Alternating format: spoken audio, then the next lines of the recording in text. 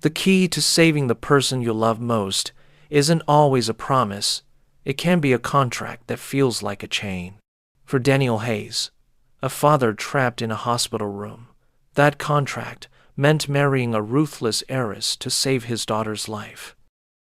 What neither of them knew was that their fates were already tied by a forgotten night of fire and salvation. The past is never truly gone. It only waits to be remembered. Tap like, subscribe for more powerful stories, and tell us in the comments where you're watching from today. The penthouse office of Isabella Rockefeller was a kingdom of glass and chrome, suspended 50 stories above a city that seemed to worship at its feet. The air was chilled, sterile, smelling faintly of expensive perfume and ambition.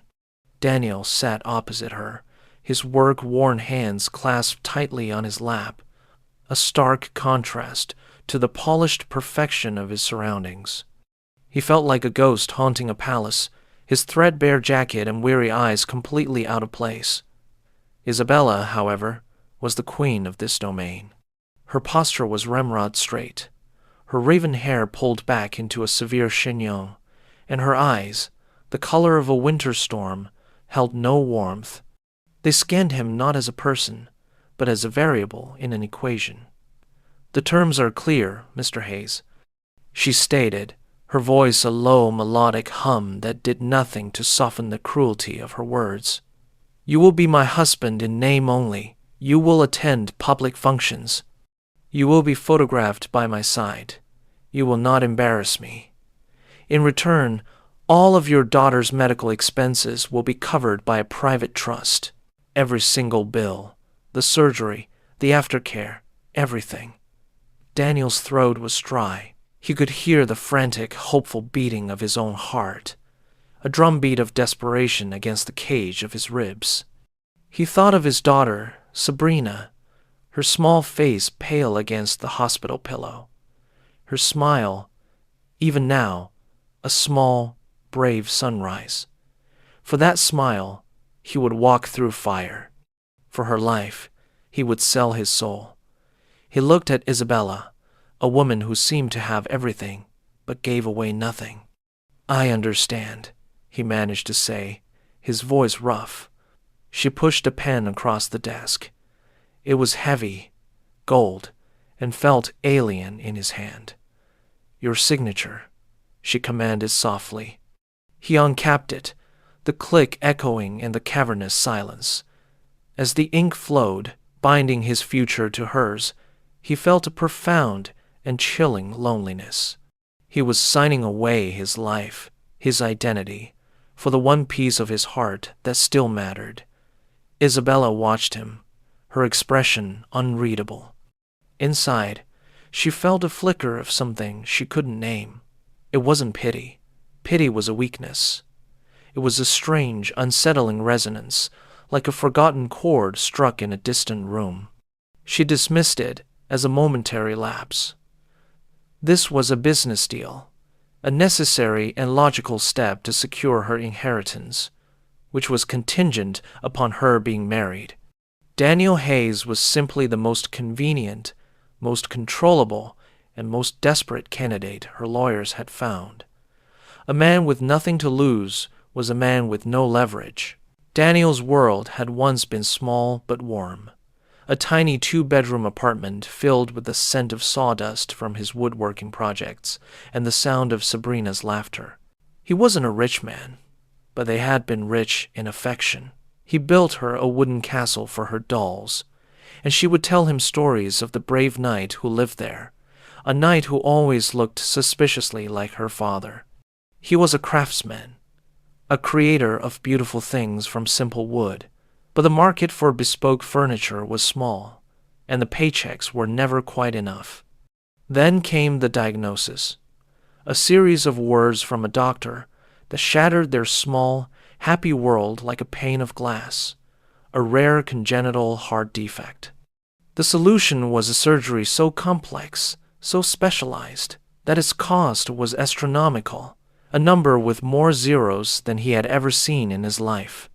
The world of brave knights and wooden castles dissolved into a terrifying landscape of medical jargon, insurance denials, and mounting, impossible debt. The weight of it was a physical thing, pressing down on him day and night, stealing his breath. He took on extra shifts, worked until his hands were raw and his eyes burned with exhaustion. But it was like trying to empty the ocean with a teaspoon. The laughter in their apartment was replaced by a heavy silence, punctuated by the rhythmic beep of hospital machines during his visits. Sabrina, with a profound intuition of a child, knew he was scared. "Don't be sad, Daddy," she'd whisper, her small hand in his. "The night will fix it." But the night was just a man failing his princess. He had sold his tools, his truck, everything of value. He had begged, he had borrowed, he had hit a wall of absolute despair. It was during his third job, cleaning the floors of a corporate high-rise after midnight, that he overheard two lawyers discussing the strange marital clause in the Rockefeller inheritance. He had listened, his heart pounding, and with the last ounce of his courage, he had found a way to present himself as a solution. He had packaged his desperation and sold it. Now, leaving Isabella's office, the signed contract felt like a block of ice in his coat pocket. He hadn't saved his soul, he had traded it. But as he walked towards the hospital, the city lights blurring through his tear-filled eyes, he repeated the only truth that mattered. He was doing it for Sabrina. The night would fix it, no matter the cost. The transition from his cramped, cluttered apartment to Isabella's penthouse was a culture shock that left Daniel feeling perpetually off balance. His old home was a repository of memories. Every nick in the wooden floorboards, every crayon mark on the wall, told a story. Isabella's home told no stories. It was a museum of wealth, a silent, sprawling space of white marble, gleaming chrome, and art that was famous but felt cold to the touch. The floor-to-ceiling windows showcased a breathtaking view of the city, but it felt like looking at a photograph, distant and untouchable. His and Sabrina's few belongings, when they arrived, looked like relics from another civilization, humble and out of place amidst the curated perfection. The housekeeper, a stern woman named Miss Gable, showed him to his room. It wasn't a room, it was a suite, larger than his entire old apartment, with a bed that felt like a cloud and a bathroom that resembled a spa. It was utterly impersonal, decorated in shades of gray and black, and it felt as welcoming as a five-star prison cell. Their first few days as a married couple were a study in orchestrated silence. There were two ships passing in a vast, empty ocean. They ate breakfast at opposite ends of a dining table, so long it felt like they needed binoculars to see each other. Isabella would be engrossed in her tablet, her fingers flying across the screen, her focus absolute. Daniel would eat quickly, the clinking of his fork sounding like an explosion in the quiet. He tried to make conversation once. "The view is incredible," he had said, gesturing towards the window. Isabella hadn't looked up from her screen. "It was the primary selling point of the property," she replied, her tone flat, effectively ending the discussion. He learned quickly that his role was to be present but invisible, a piece of furniture that could be animated for public appearances when required. He was a ghost in her machine, a necessary cog that was otherwise meant to remain silent and unseen. He spent his days in his suite, trying to sketch new furniture designs in a notebook, but the inspiration wouldn't come. The sterile environment seemed to suffocate his creativity. The silence of the penthouse was the loudest thing he had ever heard. It was a silence heavy with unspoken rules, with loneliness, and with the vast, unbridgeable chasm between their two worlds. Isabella Rockefeller was a fortress of her own design. From a young age, she had learned that vulnerability was a liability, and emotion was a currency that others would always try to devalue. Her father, a titan of industry, had raised her not as a daughter, but as a successor. Love was measured in stock performance, and approval was granted for ruthlessness in the boardroom. She had excelled, building walls around her heart so high and so thick that she sometimes forgot what lay inside them. She saw Daniel's quiet humility not as a strength, but as a profound weakness, a lack of ambition that was almost offensive to her. His easy kindness, the way he thanked the housekeeper for a glass of water or held the elevator for a stranger, struck her as naive. The world, as she knew it, did not reward such softness. It devoured it. Yet, his presence in her home was a constant, low-level irritant she couldn't ignore. He didn't grovel. He didn't try to flatter her. He simply existed, a quiet, mournful presence in the periphery of her meticulously controlled life. This unnerved her more than any overt challenge to her authority. He was an anomaly she couldn't categorize, a problem she couldn't solve with a board meeting or a hostile takeover. At night, when the city lights glittered like a cold, distant fire, her own demons would surface. The nightmares were always the same. The screech of tires on wet pavement, the smell of gasoline, the suffocating heat of a roaring fire. She would feel a crushing weight on her legs, hear her own screams mingling with the roar of the flames. And then, a voice. A man's voice, calm and steady amidst the chaos, cutting through her terror. "I've got you. Just hold on. I've got you." Then the feeling of strong hands, pulling her, dragging her away from the heat, just before the world exploded in a ball of white light. She would wake up, her heart hammering against her ribs, the sheets damp with cold sweat. The doctors called it post-traumatic stress from the car accident that had nearly killed her a decade ago. They said her mind had blocked out the face of her rescuer as a coping mechanism. To her, he was just a voice in a nightmare, a phantom she could never thank, a debt she could never repay. She would get up, walk to the window, and stare at the city, rebuilding her walls brick by brick. Weakness was not an option. And Daniel Hayes, with his sad, honest eyes, felt like a threat to the very foundation of the fortress she had built. The day Sabrina was discharged from the hospital to await her surgery date was the day the ice fortress of Isabella's home developed its first hairline crack. Daniel had gone to pick her up, and when he returned, he was holding the hand of a small, frail girl with enormous, curious brown eyes and a smile that seemed too big for her face. Sabrina stood in the vast marble entryway, clutching a worn-out stuffed elephant, and looked up at the soaring ceilings with pure, unadulterated wonder. "Wow," she whispered, her voice a tiny bell in the cavernous space. "It's like a castle, Daddy. Are you the knight and she's the queen?" She pointed a small finger at Isabella, who had been observing the scene from the top of the grand staircase, her arms crossed, her expression a mask of detached neutrality. Daniel's face flushed with embarrassment. "Sabrina, this is Mrs. Rockefeller," he corrected gently. Isabella descended the stairs, her movements fluid and controlled. She stopped a few feet from the child, looking down at her. She had factored the child into her calculations, of course. A sick child was a powerful motivator, ensuring the father's compliance. But the reality of this small, bright-eyed person in her home was something for which her spreadsheets and legal documents had not prepared her. Sabrina, unafraid, stepped forward.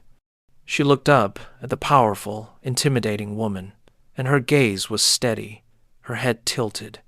"You have sad eyes," Sabrina said, her voice clear and simple, like a lonely star in the sky all by itself. The words, so innocent and so profoundly true, struck Isabella with the force of a physical blow. No one had ever spoken to her with such unvarnished honesty. Her business rivals saw her as a shark, Her employees saw her as a demigod. Her father saw her as an asset. No one had ever just seen her. For a split second, the mask slipped. A flicker of shock, of vulnerability, crossed her features before she quickly suppressed it. She didn't know how to respond. The child had bypassed a decade of carefully constructed defenses with a single sentence. I'm glad you're feeling better, Isabella said, the words feeling stiff and foreign on her tongue. She then turned and walked away, the sound of her heels clicking sharply on the marble, a retreat from a battlefield she hadn't even known she was on. Daniel watched her go, a mixture of fear and wonder in his heart. He looked down at Sabrina, who was now hugging her elephant, oblivious to the earthquake she had just caused. In the silence Isabella left behind, something had shifted. A tiny seed of warmth had been planted in the coldest room of the castle. 10 years ago, Daniel Hayes was not a father, not a desperate man, just a 20-year-old kid driving a beat-up pickup truck on a winding country road in the middle of a torrential downpour. He was heading home from a late shift at a lumber yard, the rhythmic thump of the windshield wipers barely keeping up with the sheets of rain. The world outside his windows was a dark, liquid chaos. Then he saw it. A flicker of orange against the black, growing brighter, angrier. He rounded a sharp bend, and his heart seized. A luxury sedan was wrapped around a massive oak tree, its front end crumpled like a tin can. Flames were already licking at the engine, greedily consuming the metal. He slammed on his brakes, his truck skidding to a halt. For a moment, he was frozen by the sheer horror of the scene. Every instinct screamed at him to stay in his truck, to call for help, to not get involved. But then he heard it. A faint cry, a human sound almost lost in the roar of the storm and the fire. It was a sound of pure terror. Something inside him snapped. He wasn't a hero.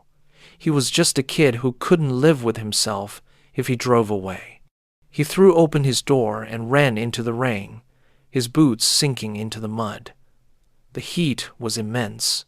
A physical wall he had to push through. The driver's side was caved in, but the passenger door was jammed shut.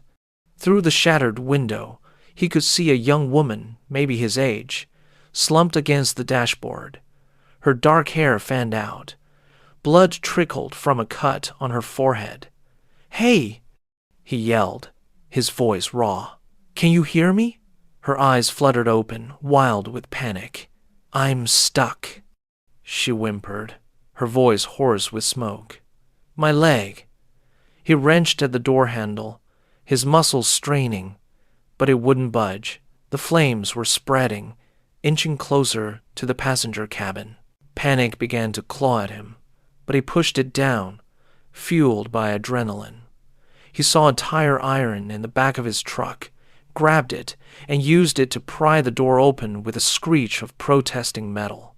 He unbuckled her seatbelt and carefully, gently, began to pull her out. She cried out in pain as he maneuvered her injured leg. "I've got you," he said, the words coming from a place of instinct he didn't know he possessed. "Just hold on. I've got you." He dragged her away from the car, his arms straining, her body feeling impossibly heavy. They were 20 yards away when the gas tank exploded, sending a fireball into the night sky and showering the road with debris. He shielded her with his own body as the shock wave washed over them.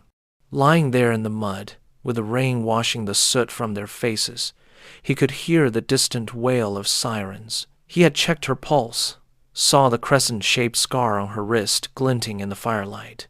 He knew she was alive. He was just a kid, covered in mud and someone else's blood, and he didn't want any attention. He slipped away before the first ambulance arrived, melting back into the stormy darkness, a nameless, faceless savior who had no idea whose life he had just irrevocably changed. Isabella insisted that their public debut as a married couple be at the annual Rockefeller Foundation charity gala the most high-profile event of the season. For Daniel, it was like being transported to another planet. He stood beside her in a rented tuxedo that felt like a costume, blinded by the flashbulbs of 100 cameras, a polite, vacant smile plastered on his face. He was an actor in a play he hadn't rehearsed, and Isabella was his stern, unyielding director. "Put your arm around my waist," she murmured, her voice a low command beneath a dazzling smile for the photographers. "Look at me as if you adore me. And for God's sake, don't look so terrified." He did as he was told, his hand resting awkwardly on the small of her back. The fabric of her designer gown was cool and smooth beneath his calloused fingers. He could smell her perfume, a scent like night-blooming jasmine and cold, hard cash. He played his part, looking at her with what he hoped passed for adoration, but what he really felt was a profound sense of dislocation. He was a woodworker who found beauty in the grain of a well-sanded piece of oak, and here he was, surrounded by people who found value in the clarity of a diamond and the label on a dress. Later, during the reception, a business rival of Isabella's, a slick, predatory man named Marcus Thorne, cornered them. "Well, well, Isabella," Marcus sneered, his eyes raking over Daniel with unconcealed disdain. "I never thought I'd see the day. Where did you find him? Did he come with the catering staff?" Isabella's eyes flashed with fury, her hand tightening on her champagne flute. She was about to deliver a scathing, corporate-level takedown, but Daniel spoke first. His voice was quiet, yet it cut through the ambient chatter. "She found me in a place you've probably never been, Mr. Thorne," Daniel said, his gaze level and calm. "A place where a person's worth isn't measured by their bank account. But I can see by your confusion that you wouldn't understand." He then smiled, a small, genuine smile that didn't quite reach his eyes.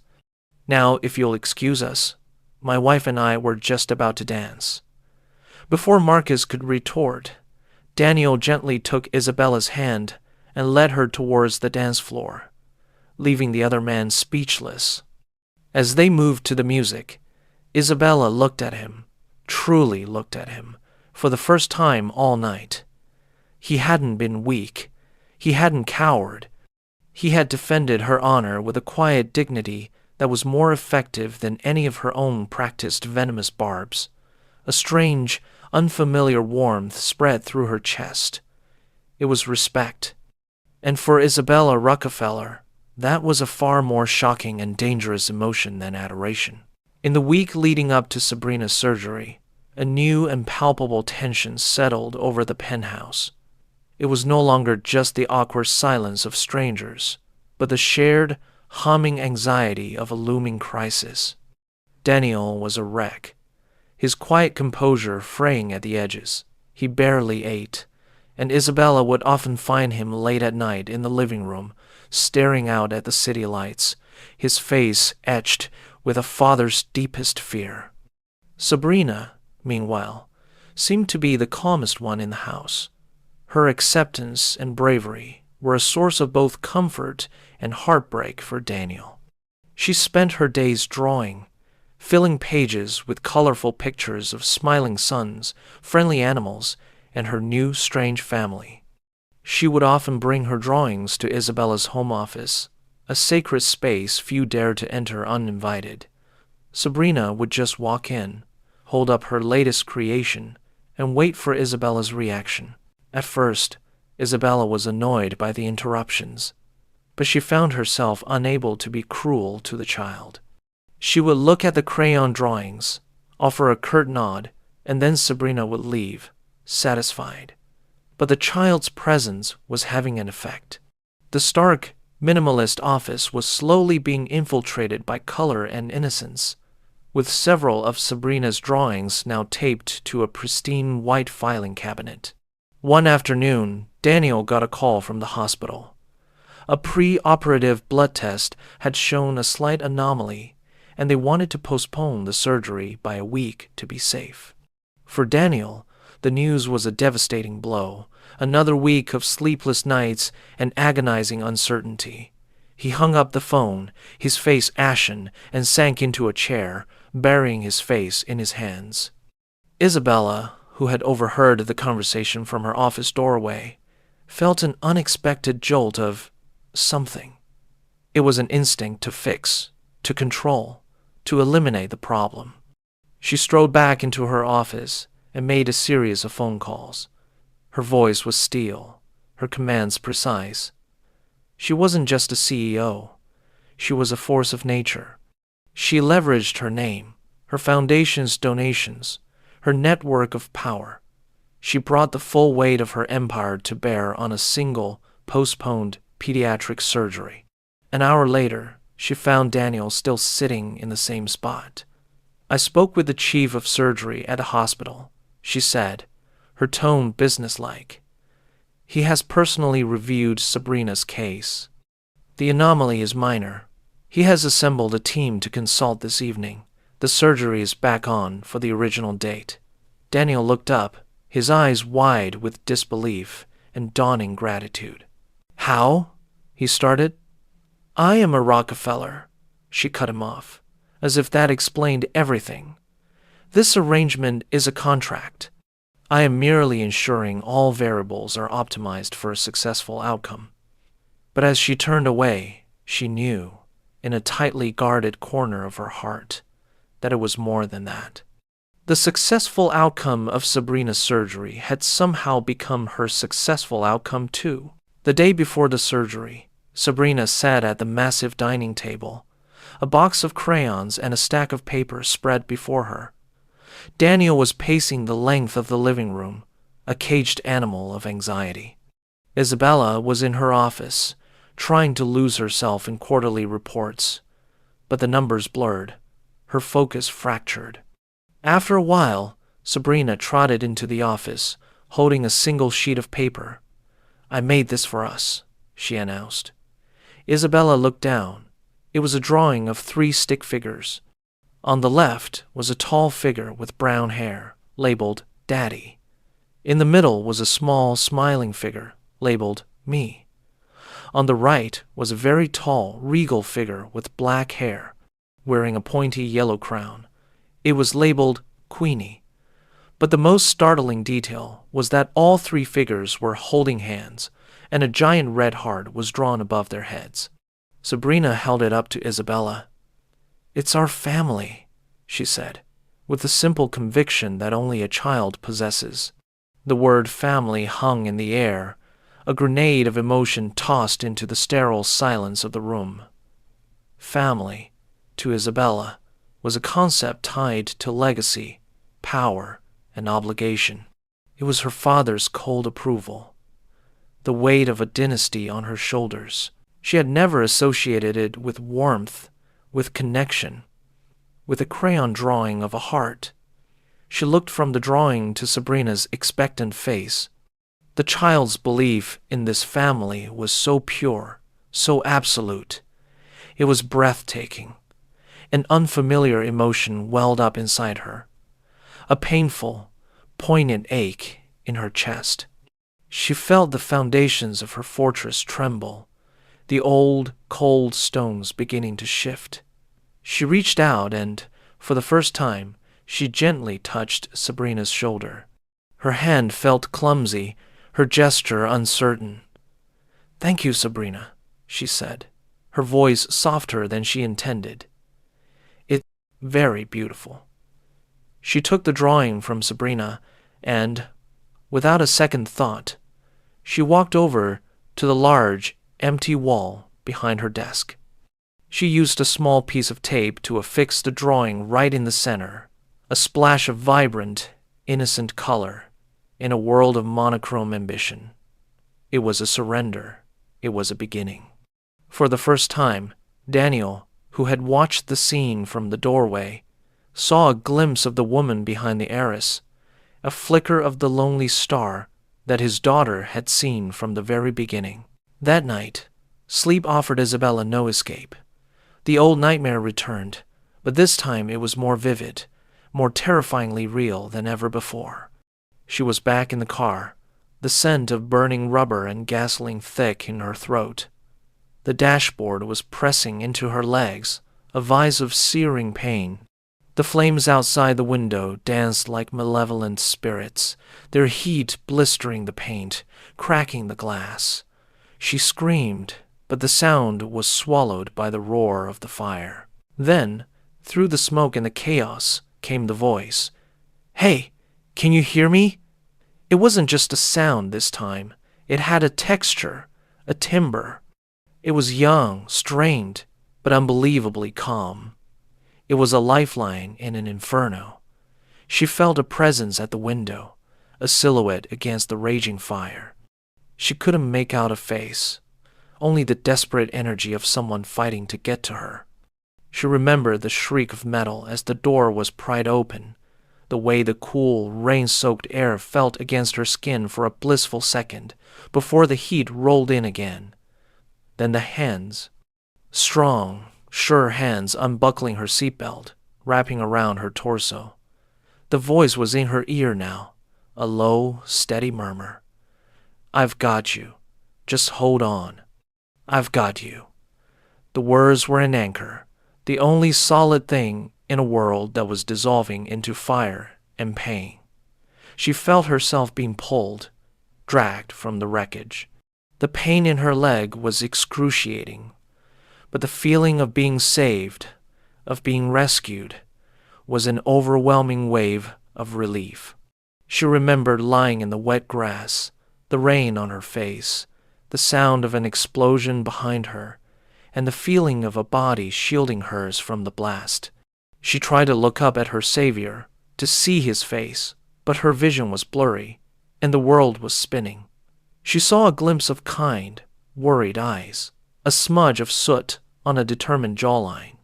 And then nothing. She woke up with a gasp, sitting bolt upright in her bed, her body drenched in a cold sweat. The phantom voice echoed in her ears, so clear, so real. For 10 years, it had been a fragmented memory. Tonight, for the first time, it felt like she had been talking to a real person. She stood up, her legs trembling, and walked to the window, wrapping her arms around herself. The city below was peaceful, unaware of the war that had just raged in her mind.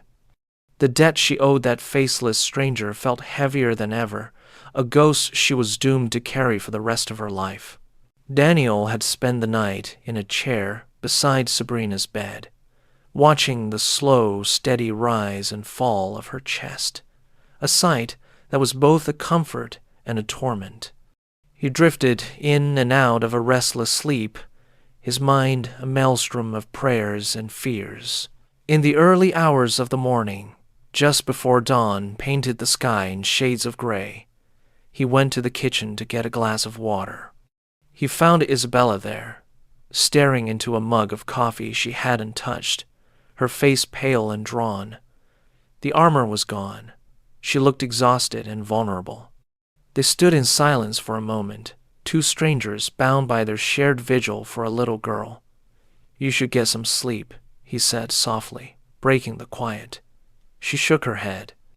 "I can't." She looked at him, her gaze direct, searching. "You're a good father, Daniel." The compliment, coming from her, was so unexpected it startled him. It was a simple, declarative statement, devoid of her usual corporate polish, and it felt more genuine than anything she had ever said to him. He didn't know how to reply, so he just nodded, a lump forming in his throat. He poured himself a glass of water, his hand shaking slightly. As he set the glass down, his sleeve rode up, and she noticed the intricate network of old, silvery scars on his forearm. "What happened to your arm?" she asked, her voice quiet, a simple question born of the strange intimacy of the pre-dawn hour. He glanced down, a shadow passing over his face.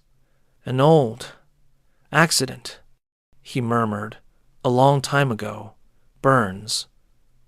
She continued to look at the scars, a faint, nagging sense of familiarity stirring in the back of her mind. It was a feeling she couldn't place, like hearing the first few notes of a song you can't remember the name of. She then noticed his hands, truly noticed them for the first time. They were the hands of a craftsman, strong and capable, with calloused palms and knuckles. They were hands that built things, that fixed things. They were steady hands. The image from her nightmare flashed in her mind. Strong, steady hands pulling her from the fire. She blinked, shaking the thought away. It was a ridiculous notion, a figment of her exhausted, overwrought mind, a coincidence, and yet she couldn't shake the feeling. The quiet, humble man standing before her, the man whose simple goodness she had mistaken for weakness, was suddenly a puzzle she felt a desperate, inexplicable need to solve. He saw her staring and pulled his sleeve down, a flicker of discomfort in his eyes. The moment passed, the connection broken, but the question remained, hanging in the air between them, unspoken and unformed. The day of the surgery arrived, gray and overcast, the sky mirroring the mood inside the penthouse. The ride to the hospital was silent, each of them lost in their own thoughts. Daniel held Sabrina's hand, whispering words of encouragement he didn't feel himself. Isabella sat beside him, rigid and composed, but her knuckles were white where she gripped her purse. At the hospital, the world became a blur of antiseptic smells, hushed voices, and the squeak of rubber-soled shoes on linoleum floors. When the time came for them to take Sabrina to the pre-op room, she hugged Daniel tightly. "The night will be here when I wake up, right?" she whispered. "Always," he choked out, his voice thick with emotion. Then, to everyone's surprise, Sabrina turned and held her arms out to Isabella. Hesitantly, Isabella bent down and allowed the small girl to wrap her arms around her neck. "You'll be here too, Queenie?" Sabrina asked. Isabella's breath hitched. She hugged the child back, her movements stiff at first, then softening. "I'll be here," she promised, her voice barely a whisper. They watched the nurse wheel Sabrina away down a long corridor until she disappeared through a set of double doors. The finality of those doors closing felt like a physical blow. The waiting room was a small, purgatorial space. Daniel paced back and forth, unable to sit still. Isabella sat in a chair, her gaze fixed on the clock on the wall, each tick a small hammer blow against her nerves. Hours crawled by. They didn't speak. There were no words that could fill the vast, terrifying emptiness of the wait.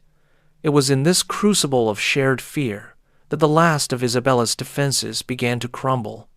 Her wealth, her power, her empire, none of it mattered here.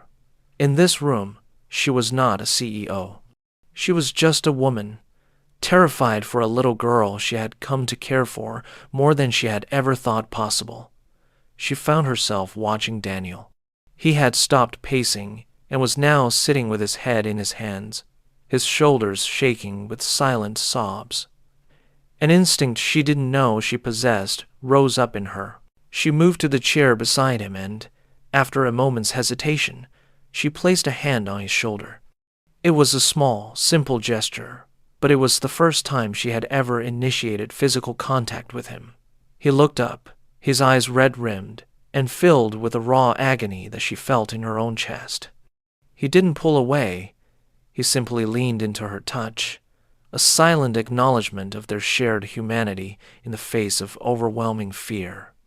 In the sterile quiet of the waiting room, two strangers became something more. They became two people, holding each other up against the terrifying uncertainty of fate. That night, as Sabrina slept soundly in her hospital bed, recovering well, a powerful thunderstorm rolled over the city, unleashing its fury. Daniel and Isabella had returned to the penthouse, both emotionally and physically exhausted. The storm was a mirror of the turmoil they had endured, the lightning flashing across the sky, the thunder rattling the immense windows of the apartment. Daniel stood by the window, watching the rain lash against the glass, his thoughts a whirlwind of relief and gratitude.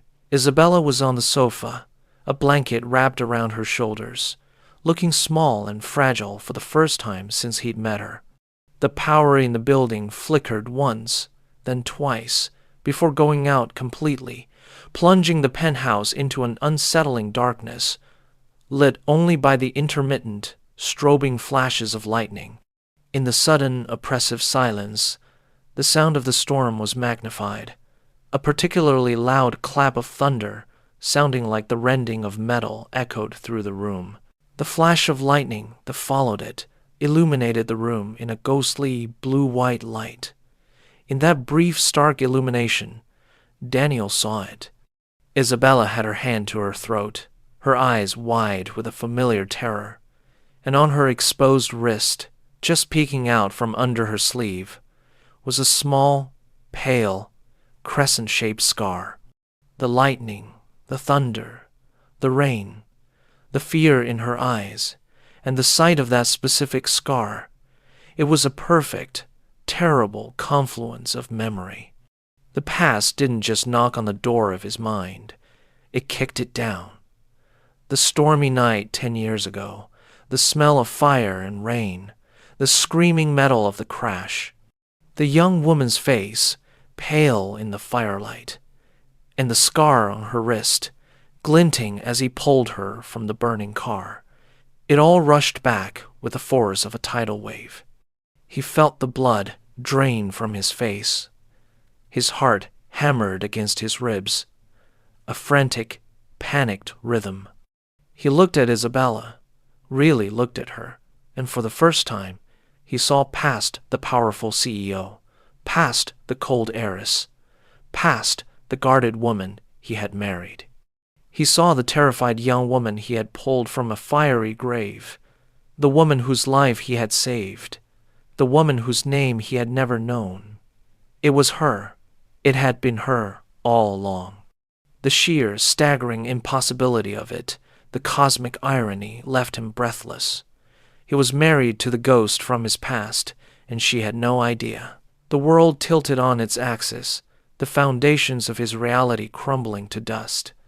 He was standing in the dark, in a storm, with a woman who was both a complete stranger and the most intimate connection to the most pivotal moment of his life.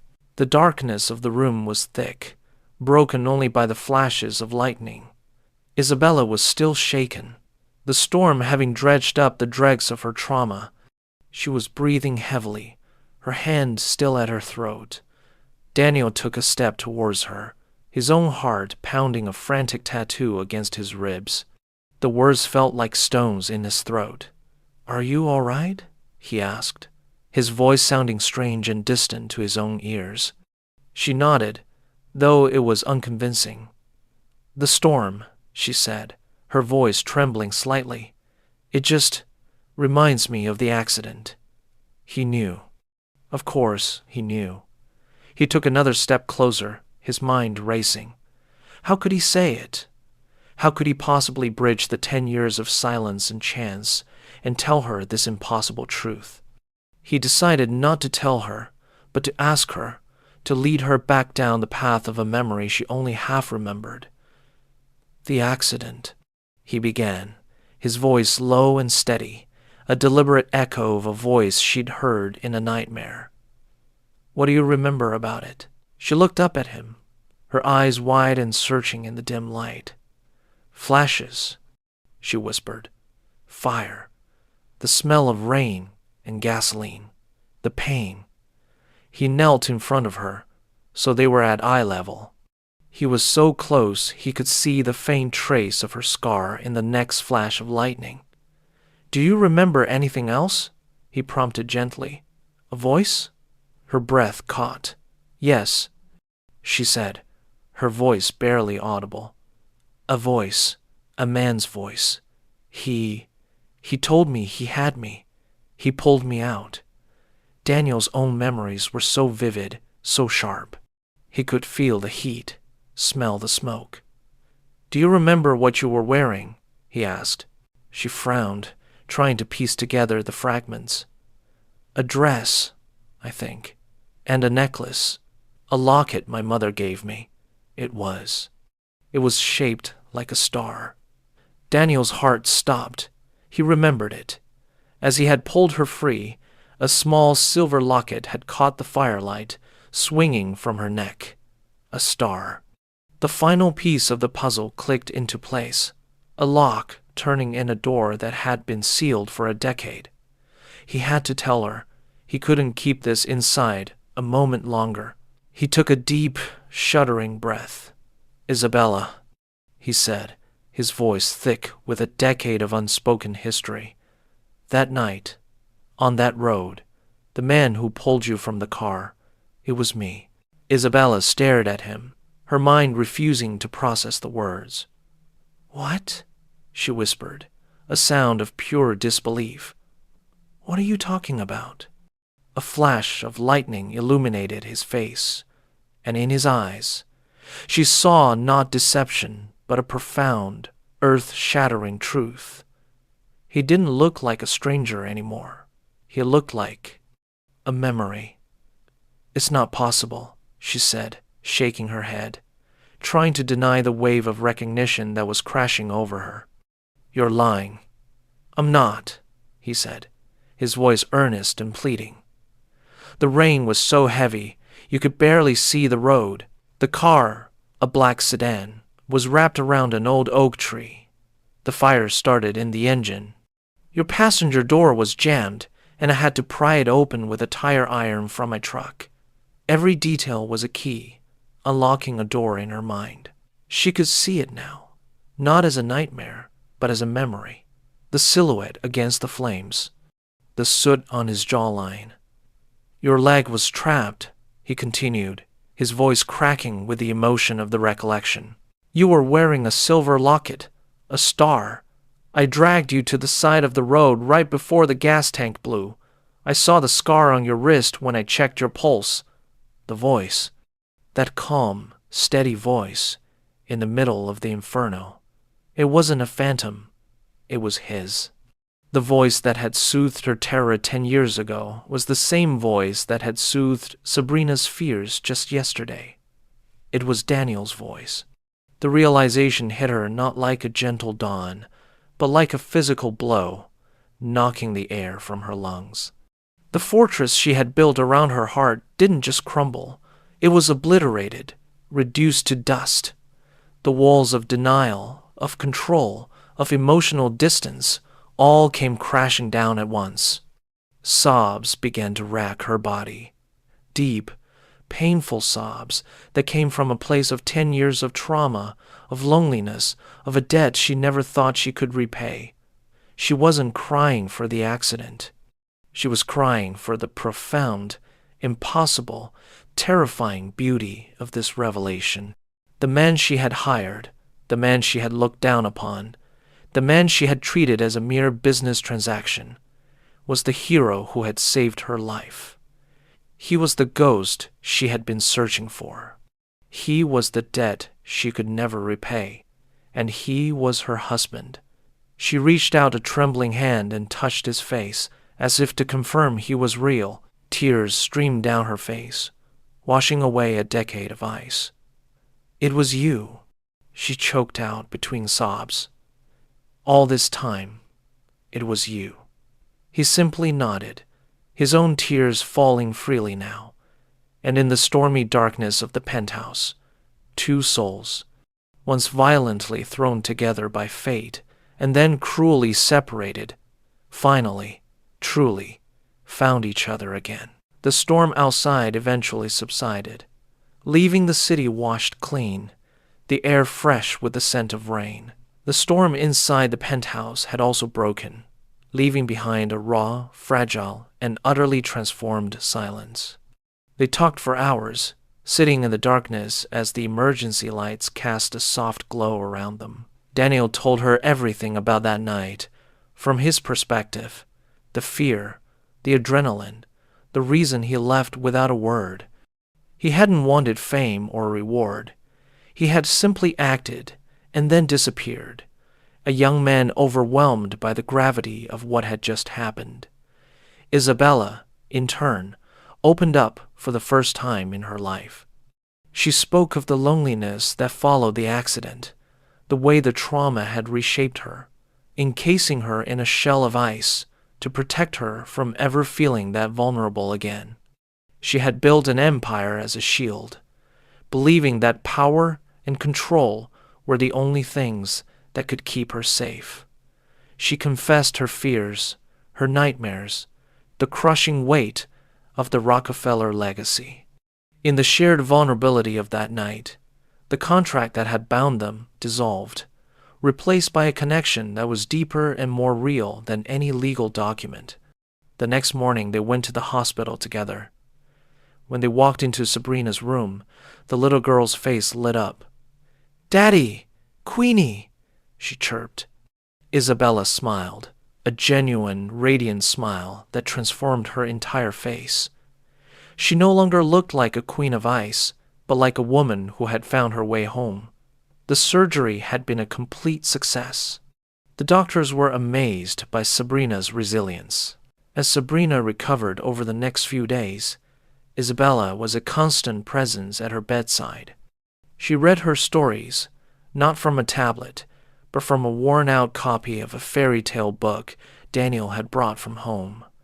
She helped her with her meals, her touch no longer hesitant, but gentle and sure. She learned to play a board game with the fierce, strategic mind of a CEO, much to Sabrina's delight. Daniel would watch them, his heart so full he felt it might burst. He was witnessing a miracle far greater than any surgery. He was watching Isabella heal, not from the physical scars of the accident, but from the invisible wounds that had shaped her for a decade. He was watching her learn to love, to receive love, to be a part of a family. One afternoon, as Sabrina napped, Isabella turned to Daniel, her eyes clear and serious. "The contract is void," she said. "I'll be transferring an irrevocable trust into Sabrina's name that will cover her medical needs and her education for the rest of her life. You are free to go, Daniel. You've more than fulfilled your side of the bargain. You did that 10 years ago." Daniel looked at her, at the beautiful, strong, vulnerable woman she had become. He then looked at his sleeping daughter, who had a small, contented smile on her face. He knew, with an absolute certainty that settled deep in his soul, that leaving was the last thing on earth he wanted to do. "I'm not going anywhere," he said softly. This is not a transaction anymore, I think." He took her hand, his calloused fingers lacing with hers. "This is home." Months later, the penthouse was no longer a sterile museum of wealth. It was a home. The cold marble floors were softened by warm, colorful rugs. The minimalist furniture was now joined by a few pieces of Daniel's own handcrafted work. A beautiful oak bookshelf in the living room, a small wooden rocking horse in Sabrina's playroom.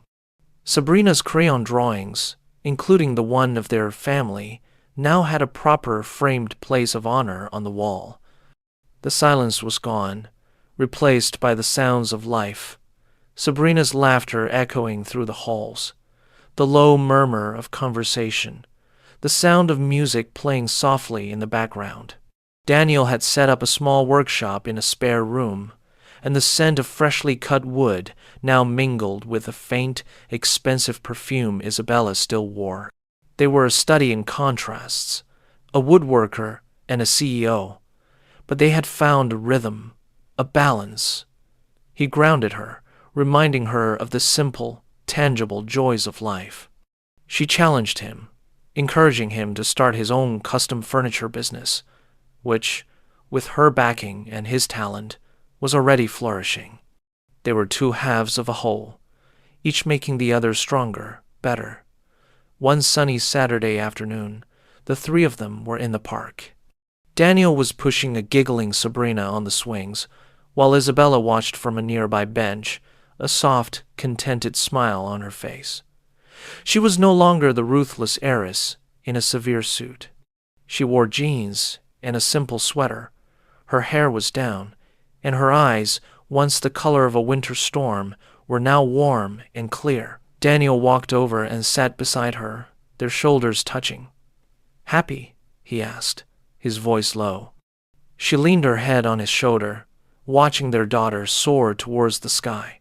"I didn't know what happy was," she confessed quietly. "I had success. I had power. But I was the loneliest person in the world. You and Sabrina. You saved me, Daniel, not just from a fire, but from a life that was cold and empty." He wrapped his arm around her, holding her close. The past was not a ghost anymore. It was the foundation of their future, a testament to the incredible, unpredictable ways that fate weaves lives together. The desperate dad and the cold heiress were gone, replaced by a man and a woman who had found in each other not a solution to a problem, but the answer to a question their hearts had been asking their entire lives.